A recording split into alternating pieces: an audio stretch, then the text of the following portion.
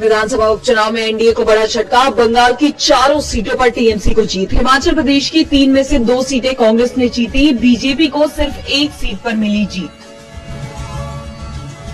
विधानसभा उपचुनाव में पंजाब में आप और तमिलनाडु में डीएमके का कब्जा। बीजेपी का कहीं नहीं खुला खाता। शिवसेना यूबीटी नेता संजय राउत का बड़ा बयान। कहा, अगर अटल बिहारी वाजपेयी भी प्रधानमंत्री होते तो भी लगाते आपातकाल। संविधान बदलने के चलते पीएम मोदी को नहीं मिला बहुमत। जम्मू कश्मीर पुनर्गठन कानून में संशोधन। एसीबी के लिए लेनी होगी एलजी की अनुमति।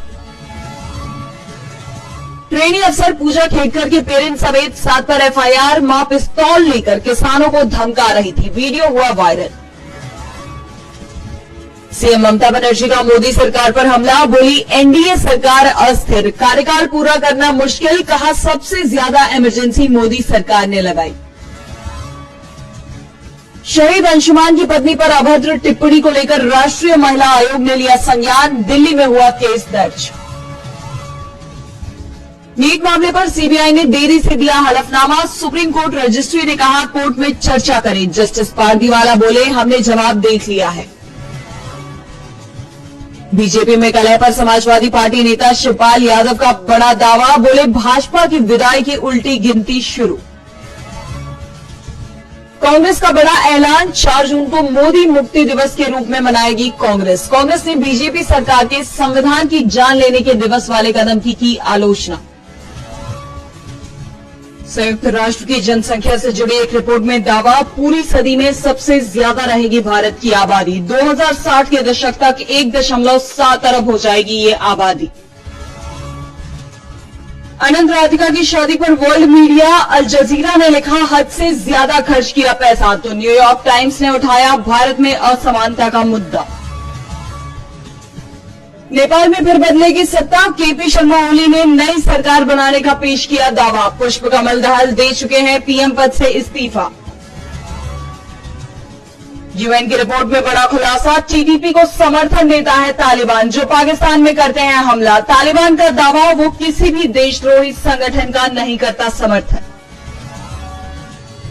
न वित्तीय मदद न प्रोटोकॉल। चीन पर भड़की बांग्लादेशी पीएम शेख हसीना। दौरा बीच में ही खत्म कर लौटी ढाका। नागरिकों पर टैक्स का बोझ बढ़ाने की शर्त के साथ पाकिस्तान की मदद को आईएमएफ तैयार। 3 साल के लिए $7 अरब का कर्ज देने को दी मंजूरी। यात्री वाहनों की बिक्री अप्रैल जून तिमाही में 10 लाख पार। 18% की बढ़ोतरी के साथ संख्या 6,45,000 से ज्यादा। जोकोविच अल्कारेज लगातार दूसरी बार विंबलडन फाइनल में। जोकोविच ने मुसेट्टी और अल्कारेज ने मेदवेदेव को हराया। मैच देखने पहुंचे रोहित शर्मा। कल्कि का बाल भी बाका नहीं कर पाई सरफिरा। सरफिरा की बॉक्स ऑफिस पर धीमी शुरुआत। इंडियन 2 भी गिरी मुंह के बल। अक्षय कुमार के साथ हाउसफुल 5 में कॉमेडी का तड़का लगाएंगे अभिषेक बच्चन और रितेश देशमुख। साजिद नाडियाडवाला ने कंफर्म की एंट्री। आपातकाल का मुद्दा एक बार फिर सुर्खियों में है। केंद्र सरकार ने 25 जून के दिन को संविधान कुचलने के दिवस के रूप में मनाने का ऐलान किया है। इसी दिन 1975 में तत्कालीन इंदिरा सरकार ने देश में आपातकाल लागू किया था। बीजेपी के इस ऐलान के बाद से सियासत गरमाई हुई है। एनडीए सरकार के इस फैसले पर कांग्रेस पार्टी ने भी करारा प्रहार किया है। कांग्रेस ने कहा, अगर जान लेने की बात ही करनी है तो क्यों न हर दिन इस देश में रोजगार जान जाने के दिवस, किसान जान जाने के दिवस और महिला सुरक्षा जान जाने के दिवस के रूप में मनाया जाए। कांग्रेस अध्यक्ष मल्लिकार्जुन खड़गे ने बीजेपी पर पवित्र शब्द संविधान के साथ जान लेने जैसे शब्द का इस्तेमाल करके बाबा साहेब भीमराव अम्बेडकर का अपमान करने का आरोप लगाया। तो वहीं शशि थरूर ने कहा कि किसी तारीख को संविधान की जान लेने के दिवस के रूप में घोषित करना थोड़ा विचित्र है। सबसे पहले संविधान जीवित है और मतदाताओं के जरिए इसका पुरजोर समर्थन किया जा रहा है। कोई जान नहीं ली गई है। कांग्रेस के साथ ही समाजवादी पार्टी मुखिया अखिलेश यादव ने भी हमला बोला है। अखिलेश ने ट्वीट कर लिखा, 30 जनवरी को बापू की जान लेने का दिवस व लोकतंत्र कुचलने का दिवस को संयुक्त दिवस के रूप में मनाना चाहिए, क्योंकि इसी दिन चंडीगढ़ में भाजपा ने मेयर चुनाव में धांधली की थी। भाजपा बताए कि मणिपुर में नारी के मान अपमान की जान लेने का दिवस, अग्निवीर से हुए सामान्य सैन्य भर्ती की जान लेने का दिवस, बेरोजगारी से युवाओं के सपनों की जान लेने का दिवस जैसे भाजपा राज में आए अनेक काले दिनों के लिए कौन सी तिथि चुनी जाए। एनडीए और पीएम मोदी की साख दाव पर 13 विधानसभा सीटों पर उपचुनाव की मतगणना शुरू। विधानसभा चुनाव की तैयारियों में जुटी बीजेपी। प्रधानमंत्री मोदी का आज मुंबई दौरा। 15,870 करोड़ रुपए की लागत के विकास कार्यों की करेंगे घोषणा। आरएसएस मानहानि केस में राहुल गांधी को मिली राहत। बॉम्बे हाईकोर्ट ने भिवंडी कोर्ट के आदेश को किया रद्द। सेना प्रमुख जनरल द्विवेदी की पहली पूर्वोत्तर यात्रा। मणिपुर और चीन सीमा पर हालात का लिया जायजा। जमानत पर रोक सिर्फ दुर्लभ और असाधारण मामलों में ही लगाई जानी चाहिए। सुप्रीम कोर्ट ने कहा ये सही नहीं। राजस्थान उपचुनाव को लेकर 13 जुलाई को बीजेपी करेगी बड़ी बैठक। शिवराज सिंह चौहान करेंगे अध्यक्षता। आज अयोध्या जाएंगे छत्तीसगढ़ के सीएम विष्णुदेव साय। अपने सभी मंत्रियों के साथ करेंगे रामलला के दर्शन। अगले 5 दिनों में कई राज्यों में होगी जमकर बारिश। आईएमडी ने जारी किया ऑरेंज अलर्ट।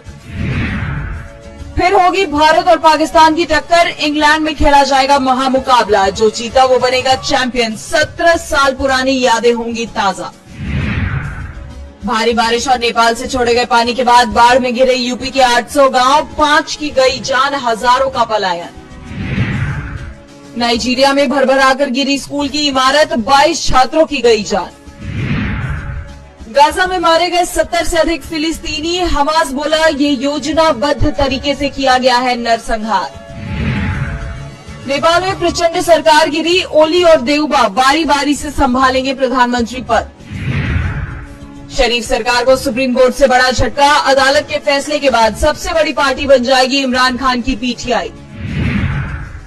रूस में बड़ा हादसा। यात्री जेट विमान मॉस्को के करीब क्रैश।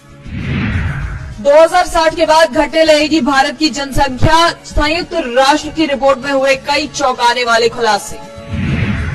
आईटी शेयरों में खरीदारी से नए शिखर पर पहुंचा बाजार। ब्याज दरों में भी कटौती की उम्मीद। एचसीएल टेक ने वित्त वर्ष 2024 की पहली तिमाही में कमाए 4,257 करोड़। नए लोगों को मिली नौकरियां। खाने पीने की चीजें और ज्यादा महंगी। जून में खुदरा महंगाई दर बढ़कर 5.08% हुई।